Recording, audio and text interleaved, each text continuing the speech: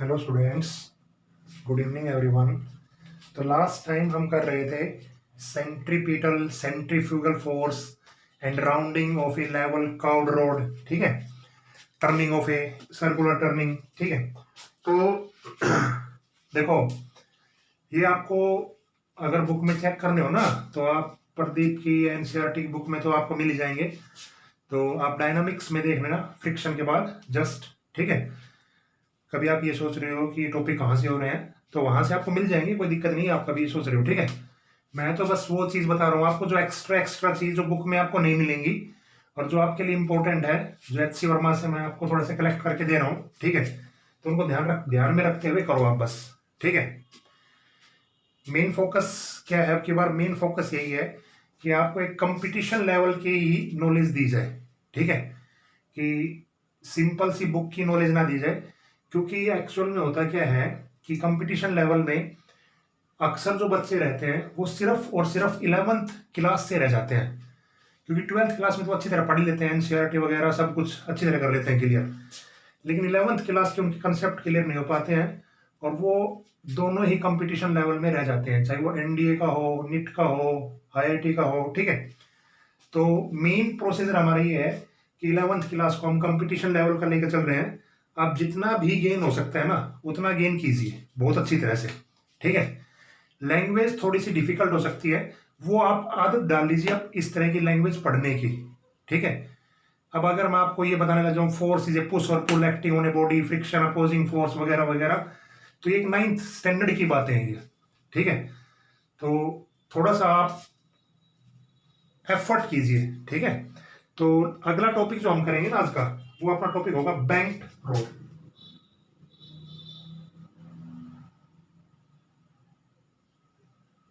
Banked road.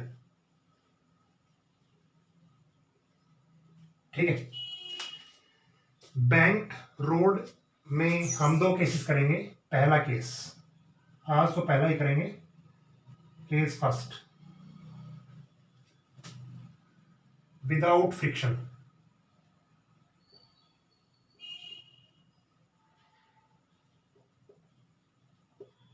ठीक है, without friction. Without friction का मतलब क्या है? विदाउट फ्रिक्शन का केवल और केवल इतना मतलब है कि जो सरफेस होगी ना वो कैसी होगी? स्मूथ होगी।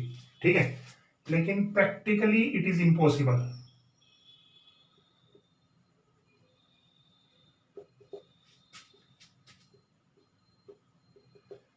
ऐसा आमतौर पे होता नहीं है। ठीक है, कि कोई भी सरफेस आपको बिल्कुल स्मूथ मिल जाए, तो ऐसा नहीं होगा। फिर उसके बाद मतलब क्या होगा कि रोड पे अगर फ्रिक्शन नहीं होगा ना तो टर्निंग हो नहीं पाएगी, गाड़ी चल नहीं पाएगी अच्छी तरह से स्मूथ सरफेस पे ज्यादा। ठीक है, लेकिन फिर भी हम देखेंगे कि विदाउट फ्रिक्शन में कितनी स्पीड हम मिनिमम या मैक्सिमम या कितनी भी रखें हम, जिससे हम एक सर्कुलर टर्न को टर्न कर सकें। ठीक है, अच्छा, अब इसमें जो मेन बात आती है वो आती है बैंक्ड। बैंक्ड का मतलब क्या होता है? सुनिए, बैंक्ड का मतलब क्या होता है, अच्छी तरह ध्यान से सुनना। ये कोई टर्निंग है रोड की। ठीक है, ये रोड की सरफेस है। बैंक्ड का मतलब ये होता है कि उसके अंदर दो एजेस होते हैं रोड के। एक होता है इनर एज, डेफिनेशन आप लिखे ना, मैं अच्छी तरह आपको बता रहा हूं बस। ठीक है, इनर एज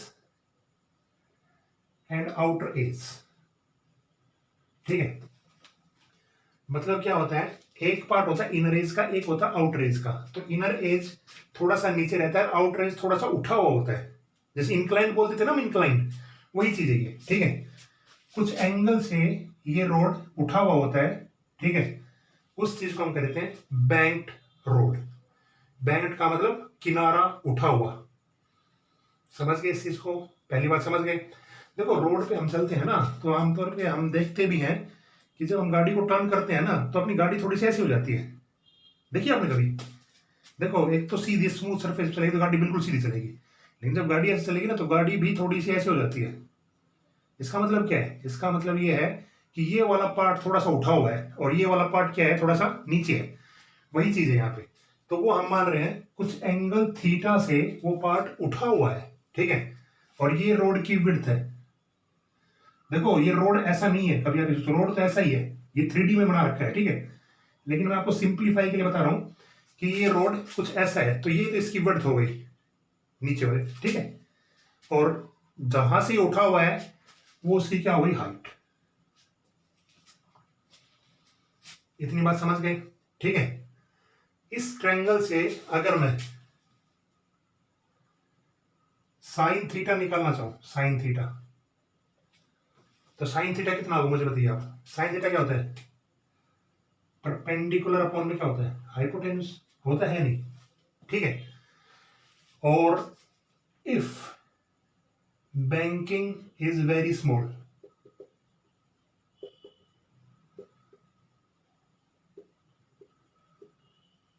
ठीक है, मतलब थीटा बहुत ही कम है। तो एक चीज मैंने आपको पहले बता रखी है, ऐसा कहीं भी हो थीटा जब बहुत कम हो तो साइन थीटा को हम नियरली इक्वल टू किसके ले सकते हैं, टेन थीटा के, ठीक है। तो यहां से अगर मैं लिखना चाहूं तो टेन थीटा कितना आ जाएगा, एच अपॉन में डब्ल्यू। क्या पहली चीज है, एंगल आपको समझ में आया। अगर आपसे पूछ लें banking angle, angle of banking, तो आपको निकालना आ जाएगा ना, एंगल ऑफ बैंकिंग किससे निकालते हैं, हाइट अपॉन में विड्थ। क्लियर ये चीजें बताइए आप, मतलब ये पहला पार्ट आपको समझ में आया, एंगल ऑफ बैंकिंग वाला, ठीक है। अब हम करेंगे स्पीड पे, किस पे जाएंगे, स्पीड पे, ठीक है। देखिए अब स्पीड, तो पहला पार्ट आप उतार लेना, दूसरा पार्ट हम कर रहे हैं स्पीड का। और इस स्पीड को मैं बोल रहा हूं ऑप्टिमम स्पीड। अभी इसका मतलब बताएंगे आपको, रुको, ठीक है, ये वर्ड आपको HCF में मिलेगा, ऑप्टिमम स्पीड। अभी आते हैं इस पे, ऑप्टिमम का मतलब क्या होता है, पहले स्पीड निकालते हैं। अब इस WH का अपने पास कोई काम नहीं है, हमने सिर्फ एंगल के लिए चाहिए था ये, पहले केस में आपको करना है वो। अब दूसरे केस में यहाँ पे कोई गाड़ी है, स्पीड निकाल रहे हैं हम, ठीक है, वो चल रही है, ठीक है, v वेलोसिटी से, ओके। वो v वेलोसिटी आपको निकालनी है, कितनी होगी। अब मैं इसका एक फ्री बॉडी डायग्राम आपको बना के दिखाता हूँ, पहले ध्यान से देखना फ्री बॉडी डायग्राम।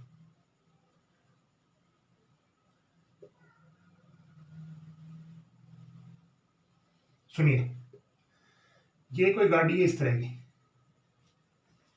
ठीक है, देख रहे हैं आपको ये गाड़ी, ठीक है।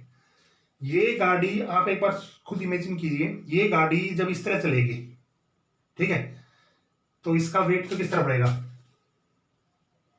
वेट तो बिल्कुल नीचे की तरफ रहेगा, कोई दिक्कत नहीं है। लेकिन ये गाड़ी ऐसे चल रही है, ऐसे देखो, ऐसे चलेगी ना तो नॉर्मल रिएक्शन ऊपर, वेट नीचे। अब ऐसे चल रही है तो वेट तो नीचे ही है, लेकिन नॉर्मल रिएक्शन किस तरफ हो गया, अब कुछ इस तरफ। बताइए क्या ये चीज समझ में आई नहीं आपको, बताइए, आ गई होगी ना, ठीक है। आप अगर नहीं आई है ना, तो आप ये याद रख लीजिए कि गाड़ी जब भी कोई बैंक रोड पे घूमेगी ना, तो उसका नॉर्मल रिएक्शन थोड़ा सा साइड में हो जाएगा, ठीक है। अब इस डायग्राम को मैं बता रहा हूं, देखो ये एंगल कितना था अपना, ये एंगल कितना था, गाड़ी इस तरह चल रही है तो ये एंगल कितना था, थीटा, ठीक है। इसके बाद इसके कंपोनेंट हम ब्रेक करते हैं। एक कंपोनेंट ये हो गया, एक कंपोनेंट ये हो गया, एन के कंपोनेंट हम ब्रेक कर रहे हैं, ओके। देखो अच्छी तरह समझो इसको, बहुत मतलब ये एक पूरी इसमें FBD सब कुछ इसमें आ जाएगा तकरीबन, ठीक है, जो अभी तक आपने काम किया है। तो आप इसको थोड़ा सा अच्छी तरह समझे, है बहुत आसान, ठीक है।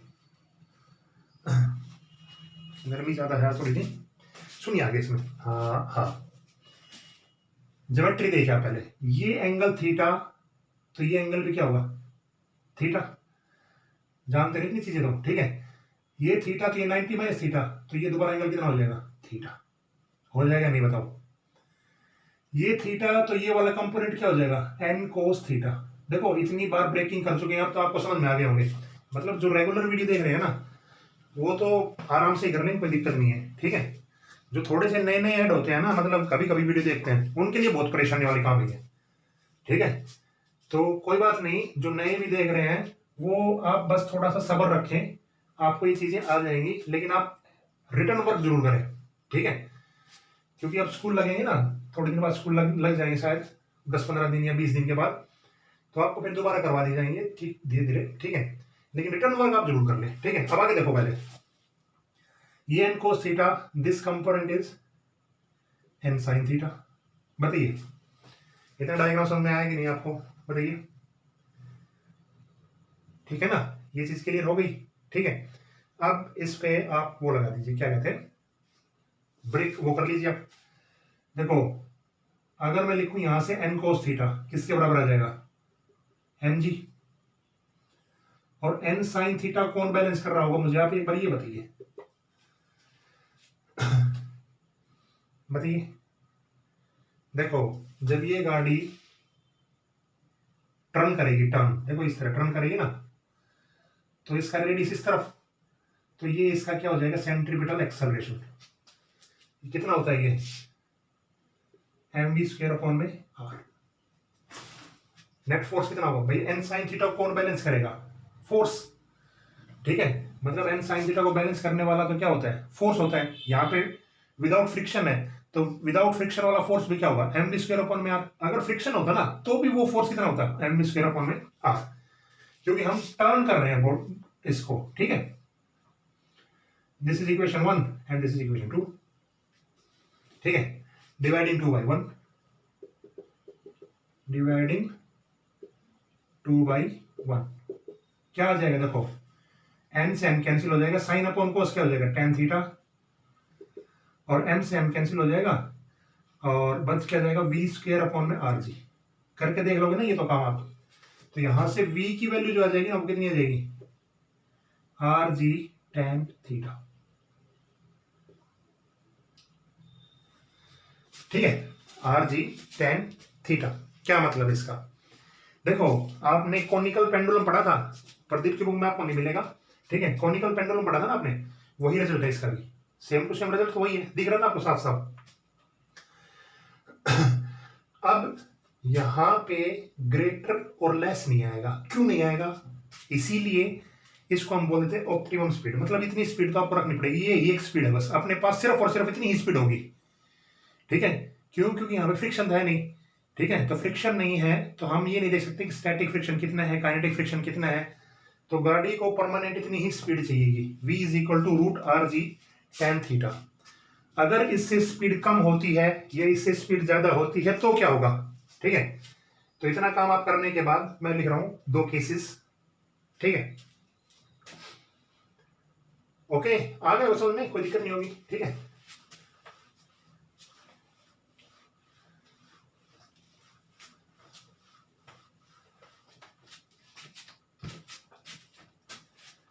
केस फर्स्ट,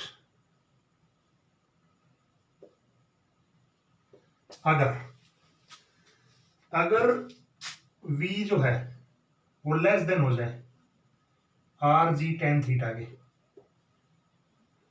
क्या होगा, फिर क्या होगा, तो कार क्या कर जाएगी, स्लिप कर जाएगी। ये ध्यान रखना, ये चीजें एच वर्मा ये आपको वहां पे केस नहीं मिलेंगे, car slip towards inner as, मतलब क्या है, गाड़ी अपने आप नीचे आ जाएगी, फिर पिछल जाएगी, स्लिप हो जाएगी, अगर स्पीड इतनी नहीं होगी तो, ठीक है। दूसरा केस, सेकंड, अगर v बड़ा हो जाएगा आर जी टेन थीटा के, तो क्या होगा, car will skid towards outer as. अब की बार कहां चली जाएगी, car will skid towards outer as, ठीक है। तीसरी चीज, अगर इतनी ही स्पीड होगी तो क्या होगा, ये काम कर चुके हम, इसमें तो कार आराम से क्या कर जाएगी, कार कैन टर्न इजिली, ठीक है। तो बताइए ये विदाउट फ्रिक्शन वाला आपको समझ में आया कि नहीं, पहले बताइए, क्योंकि ये आपको प्रदीप की बुक में शायद केस में मिलेगा, एक केस में, क्योंकि वहां पे हम फ्रिक्शन ही पढ़ रहे होंगे, तो बताइए ये आपको अच्छी तरीके से हुआ? ठीक है, देखो आदत आपको डालनी पड़ेगी थोड़ी सी अच्छी लैंग्वेज, अच्छी क्वालिफिकेशन की, अच्छी एजुकेशन की, ये ध्यान रखो आप बस। ठीक है, जब मैं भी आपके साथ कम से कम 4-5 घंटे मेहनत कर रहा हूं तो आपको तो कम से कम ज्यादा से ज्यादा 5-6 घंटे मेहनत करनी ही पड़ेगी अगर कुछ करना है तो। अदरवाइज तो जैसे काम चल रहा है वैसे, धरती जैसे दुनिया चल रही है वैसे चलना तो है ही, सभी चल रहे हैं। ठीक है, नेक्स्ट। ठीक है, तो एक मिनट टाइम देख लेता हूँ, फ्रिक्शन वाला स्टार्ट करें या नहीं। तो फ्रिक्शन वाला स्टार्ट नहीं करेंगे, एक क्वेश्चन लेते हैं पहले। एच.सी. वर्मा का ही क्वेश्चन है। ठीक है, देखो एच.सी. वर्मा किसी के पास बुक नहीं है तो कोई दिक्कत नहीं है, लेकिन जो मैं यहाँ पढ़ा रहा हूँ ना वो तो आप कम से कम करें। ठीक है, एक क्वेश्चन ले रहा हूं मैं और वो क्वेश्चन बहुत अच्छा है, सुन आप देखिएगा क्या क्वेश्चन है। ऑब्जेक्टिव का है और क्वेश्चन कुछ ऐसा है, ऐसा। अब देखो ये क्या बना दिया मैंने। ठीक है, क्या कह रखा है इसमें, इसमें कोई m मास की कार है, v स्पीड से चल रही है। एक बार यहां पे थी, एक बार यहां पे थी, एक बार यहां पे थी। ठीक है, दे क्या रखा है, n1 n2 n3। ठीक है, मान लीजिए इसके लिए n1 है, इसके लिए n2 है, इसके लिए n3 है, नॉर्मल रिएक्शन। ठीक है, पूछ के रखा है कि किस में नॉर्मल रिएक्शन ज्यादा रहेगा, किस में नॉर्मल रिएक्शन कम रहेगा, कैसे करें, बता सकते हो आप? तो देखो आप पहले एक चीज आप समझने की कोशिश कीजिए। पहले देखो 10th में आप पढ़ के आएंगे, ये सरफेस आपको कैसी सरफेस दिख रही है मुझे आप एक बार ये बताइए। ये वाली सरफेस, ये इसका रेडियस है r, छोटा r लिख लो। ये भी एक इसकी रेडियस है स्मॉल r। ये एक फ्लैट है, 3 पार्ट में तोड़ दिया मैंने। ये फ्लैट, दिस इज कनकेव। ये देखो मैं 10th की बार लिया है थोड़ी सी, वैसे यहाँ जरूरत नहीं थी लेकिन याद करने के लिए बता रहा हूँ आपको। ठीक है, ये सरफेस कैसी है, कनकेव, अंदर की तरफ झुकी हुई है। और ये सरफेस कैसी है, कॉन्वेक्स। दिख रही है कि नहीं आपको, बताइए। ठीक है, ऊपर का पार्ट है ना, ये अंदर है, ये ऊपर है बाहर की तरफ। ठीक है, अब देखिए इनकी रिलेशन देखते हैं कि तीनों में नॉर्मल रिएक्शन किस में कम लगेगा, किस में गाड़ी आराम से चल पाएगी। देखो फर्स्ट, अगर मैं बात करूं पहले ब्लॉक की, m मास है। ठीक है, नीचे की तरफ इसका रेडियस है। ठीक है, ऊपर की तरफ नॉर्मल रिएक्शन, नीचे की तरफ इसका वेट mg और रेडियस r। तो एक सेंट्रीपिटल एक्सेलरेशन भी यही होगी, होगी नहीं बताओ पहले केस में। तो यहां से देखो ये n1 लिख रहा हूं ना, n1 ले लो, बैलेंस करो आप। बैलेंस किस तरह करोगे, एक्सेलरेशन किस तरफ है, नीचे की तरफ, mg minus n is equal to mv square upon में r। नेट फोर्स कितना है, इतना है। बताइए क्या ये चीज समझ में आई आपको, नहीं? ठीक है, ये तो सीधा न्यूटन सेकंड लगाया बस हमने। एक्सेलरेशन जिस तरफ की वो side positive, opposite side negative, n1 लिख लो। ठीक है, और नेट फोर्स कितना है, mac। ac की वैल्यू कितनी होती है, v स्क्वायर अपॉन में r। देखिए अब तो n1 की वैल्यू यहां से देखो कितनी आएगी, mg minus mv square upon में r। पहला केस आया, क्लियर समझ में हुआ? ठीक है, दूसरा देखो, दूसरे में देखो अब की बार रेडियस किस तरफ है, ऊपर की तरफ। इसका मतलब अब की बार एक्सेलरेशन किस तरफ है, ऊपर की तरफ। नॉर्मल रिएक्शन n2, नीचे की तरफ वेट mg। एक्सेलरेशन ऊपर है तो ऊपर वाली term positive, n2 minus mg is equal to mv square upon में r। हो गया ना, n2 वैल्यू कितनी आ गई, mv स्क्वायर अपॉन में r प्लस में क्या हो गया, mg। तीसरा चलते हैं बार,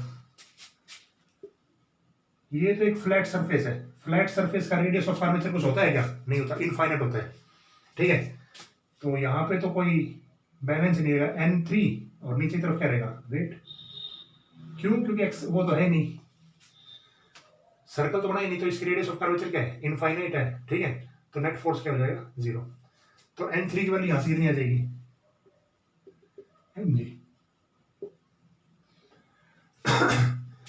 अब देख के बताइए मुझे, आप तीनों केस में नॉर्मल रिएक्शन किस में ज्यादा है? तो आप यहां से ये कह सकते हैं n2 इज ग्रेटर देन किससे है, n3, ठीक है। ऐसा है ना, ऐसा है नहीं, बताओ। n2 is greater than n3, ठीक है। या आप इसको ऐसे लिख लो, n2 is greater than n1 और ग्रेटर देन n3। ये तीनों केस आ जाएंगे। देखो किस तरह, n2 तो दोनों से बड़ा है, ठीक है। n1 किससे बड़ा है, देखो n1, नहीं ये ऐसे नहीं आएगा, ये n1 ने रखा है ना, तो n1 तो सबसे छोटा आएगा अपना, तो यहाँ पे n3 करो आप, और ये करो n1, ठीक है। देखो n2 सबसे बड़ा है क्योंकि यहाँ पे प्लस है, उसके बाद n3, और n3 इससे बड़ा है, n1 सबसे छोटा रहेगा इसमें, दिख रहा ना सबसे, यहाँ पे माइनस है, यहाँ पे प्लस है, और यहाँ पे यहाँ। अब ये ऑब्जेक्टिव क्वेश्चन में है, 3rd या 4th देखना, ठीक है। तो आज की क्लास आप यहीं पे एंड करते हैं हम। तो शायद आपको अच्छी तरह समझ में आया होगा, नहीं समझ में आ रहा तो आप समझने की कोशिश कीजिए भाई, ठीक है। समझ गए इस बात को, ठीक है। क्योंकि अब वो चीज नहीं है कि आप ये कह दो कि हम इस लेवल पे नहीं पढ़ना चाहते हैं, हमें वो प्रदीप वाली बुक आसान लगती है। आसान की तरफ मत भागो आप, ठीक है। सबसे पहली चीज तो आप ये नोट कर लो, आसान की तरफ मत भागो, कुछ नहीं मिलेगा जिंदगी में, ठीक है। आप मेरे साथ भी काम करते रहिए, लेकिन कंटिन्यू में करते रहिए, धीरे धीरे आपको चीजें समझ में आने लग जाएंगी। अभी तक आपने थोड़ा सा डिफिकल्ट लेवल नहीं पढ़ा है, तो आपको चीजें समझ में आने लग जाएंगी, कोई दिक्कत नहीं है, ठीक है। डिप्रेशन में या टेंशन लेने की कोई जरूरत नहीं है, कोई दिक्कत नहीं है, काम बहुत आसान चल रहा है, लेकिन आप बस रेगुलर रहिए, ठीक है। एक स्टेज ऐसी आएगी कि आपको बहुत मतलब छोटी छोटी चीजें, मतलब जो अच्छी अच्छी चीजें है ना, वो भी बहुत आसान लगने लगेंगी, लेकिन आप काम करते रहिए बस डेली, ठीक है। Okay students, good night.